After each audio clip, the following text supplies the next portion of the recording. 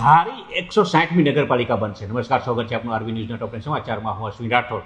રાજ્ય સરકારે ધારી નગરપાલિકાની રચના કરી. ધારી ગુજરાતની 160મી નગરપાલિકા બનશે. અમેરિકામાં ગુજરાતી મૂળના કાસ પટેલનો ડંકો. ડોનાલ્ડ ટ્રમ્પના વફાદાર અને મૂળ ભારતીય એફબીઆઈના નવા ડાયરેક્ટર બનશે. સમગ્ર વિશ્વના ક્રિકેટ પર હવે જય શાહનું રાજ. ચેમ્પિયન ટ્રોફીના નિર્ણય પહેલા આઈસીસીની કમાન સંભાળી. બાંગ્લાદેશમાં હિન્દુ પર થઈ રહેલા હુમલા બાદ કોલકાતા અને ત્રિપુરામાં બાંગ્લાદેશી દર્દીઓની સારવાર બંધ.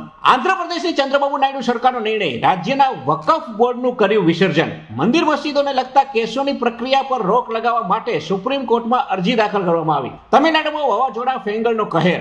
ઘણી જગ્યાઓ પાણીમાં થઈ ગરકાવ. શક્તિપીઠ અંબાજી મંદિરની 1200 કરોડ રૂપિયાના ખર્ચે થશે કાયાપલટ. 2027 સુધીમાં પ્રોજેક્ટને પૂર્ણ કરવાનો લક્ષ્યાંક. દિલ્હી ચૂંટણી પર અરવિંદ કેજરીવાલની જાહેરાત. આમ આદમી પાર્ટી એકલા હાથે ચૂંટણી લડશે.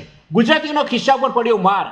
આજથી સીએનજી ગેસના ભાવમાં થયો વધારો. તો આ તાજા ટોપ ન્યૂઝ અને હું હતો આપની સાથે અશ્વિન રાઠોડ.